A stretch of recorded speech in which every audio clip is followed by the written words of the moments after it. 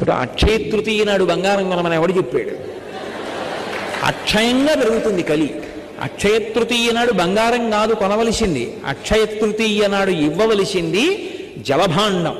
నీళ్లతో ఉన్న కుండ శుభ్రంగా 2 రోజుల ముందు కడిగి చల్లటి నీళ్లు పోసి ఏలా లవంగ కనసార సుగంధి తీర్థం దివ్యం వియచ్చరితే మఘటేషు పూర్ణం అన్నట్టుగా అందులో లవంగాలు అవి వేసి సువాసనాభరితమైన నీళ్లతో కూడినటువంటి జలభాండాన్ని దానం చేస్తే అక్షయమై ఏ ప్రాణిగా తానున్నా కూడా నీళ్లకి లోటు ఉండదు. దాహం వేసినప్పుడు నీళ్లు దొరుకుతాయి. ఆ నీళ్లు దొరకపోవడం పెద్ద బాధ.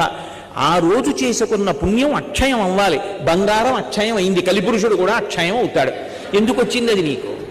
ఎవడు చెప్పిన మాట? కాబట్టి బంగారము నాకు స్థానమి. పరీక్షిత్ నవ్వి అన్నాడు, ఇచ్చా, తీసుకోవాలి. మహారాజా 4 ఇస్తే 8 అయ్యాయి, బంగారం వల్ల కూడా ఇంకో స్థానం వచ్చి. నీకు బంగారం వల్ల ఏమొచ్చిందన్నాడు? వైరం.